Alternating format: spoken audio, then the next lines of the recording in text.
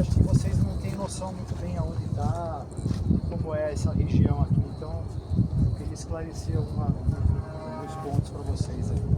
A gente está a 900 metros de altitude.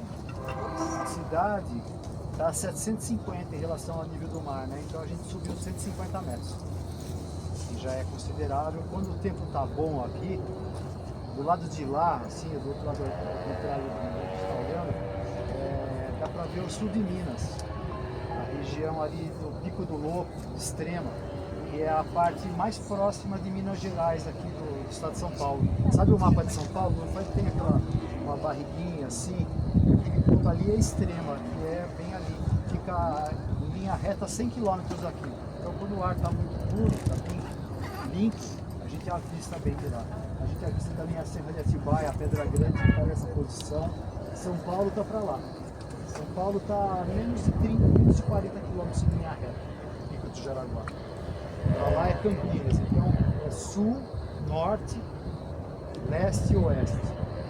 O sol se põe para esse lado aqui. Essa região que a gente está aqui no Morro da Baleia, ela faz parte da Serra do Japi. Só que em 1978 construíram a rodovia dos Bandeirantes e a rodovia cortou essa região. Então essa região ficou separada da Serra do Japi. Mas geologicamente ela tem uma diferença também. O Japi é formado por uma rocha chamada quartzito. É um local muito antigo do planeta que foi desgastado. É um lugar que era muito mais alto há milhões de anos. Toda essa região nossa aqui passou por diversas transformações geológicas, né? A gente já teve aqui incidência de gelo, em épocas aqui que era tudo coberto de gelo.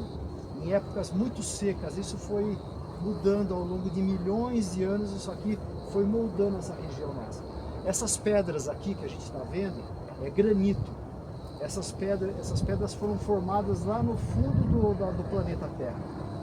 Conforme o vulcanismo, terremotos, toda aquela dinâmica que o planeta passou, essas pedras subiram como uma bolha quente de magma.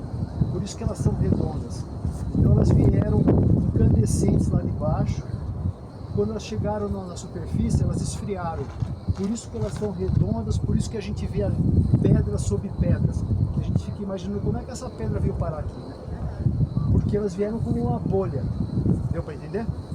Quando chega em cima aqui, foi resfriado. Daí veio a floresta. A floresta é uma coisa muito mais recente, né?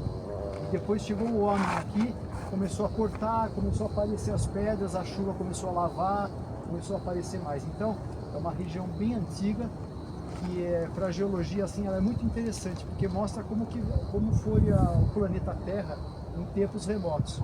Foi uma coisa que tem uma dinâmica muito interessante, e hoje em dia a gente não tem muita noção. Precisa usar um pouquinho a imaginação para entender como é que isso aconteceu. Então essa parte aqui, ela foi segregada da Serra do Japi. Os animais foram os que mais sofreram. Alguns conseguem atravessar, outros morrem atropelados, infelizmente. Mas a fauna que a gente tem aqui no Morro da Baleia é uma fauna muito interessante, só que ela é difícil de observar. Por quê? A maioria da fauna nossa aqui é noturna. Poucos animais têm hábito diurno aqui. A maioria, então, nesse horário está em atividade, mas quando vê a nossa presença, eles se escondem, eles fogem. E outra coisa também que é muito interessante é que a defesa dos animais é a camuflagem. Às vezes o animal está do lado e a gente não vê. Então é uma tática que eles usam para se preservarem. Então aqui a gente vai ter, por exemplo, felinos aqui. A gente vai ter a jaguatirica, a gente vai ter gato do mato. A onça, de vez em quando, onça parda, de vez em quando, pode atravessar a rodovia dos Bandeirantes de madrugada e vem dar as voltinhas aqui. A gente vai ter também macacos, aqui já é um pouco mais raro. Aqui, infelizmente, pegou muito fogo, anos e anos pegando fogo, e o Dagoberto sabe bem disso, ele já presenciou vários incêndios. Então, com isso, a fauna vai sofrendo também, né? Tem os pequenos animais também aqui, como marsupiais, como o gambá, o tatu, que a gente tem costume ver por aqui, veado, catingueiro. É uma fauna bastante rica, mas é difícil a gente observar. Precisa vir com calma, em silêncio, às vezes sozinho, para poder observar. A floresta daqui também é uma floresta típica de cerrado. Aqui a região de Jundiaí, a gente está numa área de transição da Mata Atlântica, vem lá da Serra do Mar, que está próxima da gente, né? Como falei para vocês, a Serra do Mar está a 100 quilômetros daqui. Para a vegetação isso não é nada, para a gente é, mas para a vegetação não é.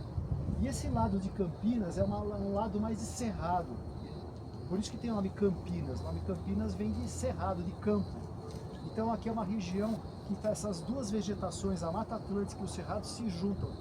Então a gente vai ter aqui espécies aqui típicas dos dois ecossistemas, o que é muito bacana, né? Essa área aqui é uma área que está em recuperação ainda. É muito incêndio, então demora.